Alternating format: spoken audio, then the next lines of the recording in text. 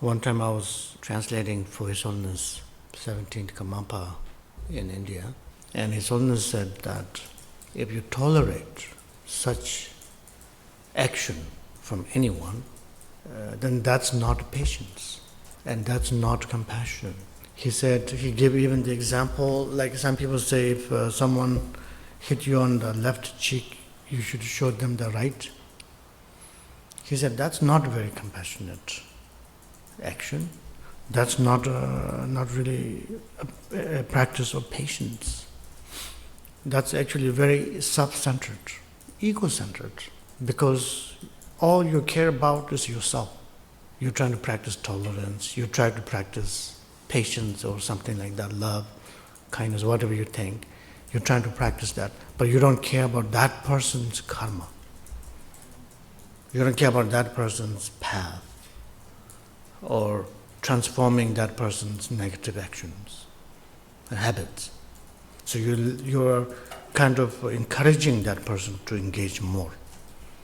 Like this aggression. So at the end, that person's path is going down and down, while your path may be going up and up, right? Because you're being more tolerant, more maybe patient, you think, what have you. So he said, that's really ego-centered. So I always thought that's the best answer for us. That, and to add to that, in my view, there's no real sense of love there. If you really love that person, then you should care for his happiness. And when you encourage that kind of habit, then actually you're making him more and more impatient, more and more unhappy. So at the end, that's not really an expression of love towards anyone. So therefore, Karmapa said, if someone's trying to hit you, what you should do is you should stop him. You should hold that person's hand. And if it's a persistent situation, you should leave that situation. Yes, I think so. Definitely.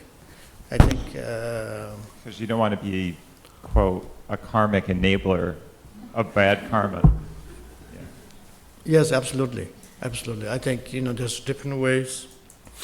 If there's a sense of kind of like love between both individuals, then of course you can have seek a professional help. And if that doesn't work, if all the avenues doesn't work, then leave, I think. Not like leaving with the first kind of impulse, because it can also be you. You never know. In some situations, I'm not saying in the really abusive cases, but in general sense of relationship, we also involved in our own perpetuated, habits that perpetuate more or attract more kind of neurosis. We feed each other, some cases. And so in which case, even if we leave that, we will end up with another one, maybe similar. So therefore, some kind of therapeutic, professional work and stuff like that first to see and sort it out. And if there's really problem there, then leave.